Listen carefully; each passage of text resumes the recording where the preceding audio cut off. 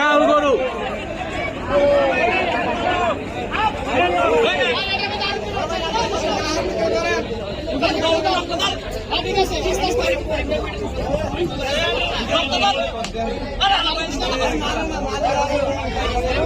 বিশাল বড় গরু, আমরা দাম জানবো।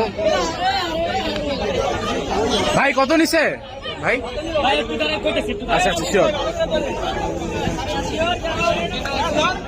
তোমরা একটু বিশাল বড় গরু, পুরো ফ্রেমে আসতেছে। কত নিছে ভাই? দামটা বলে যান ভাই।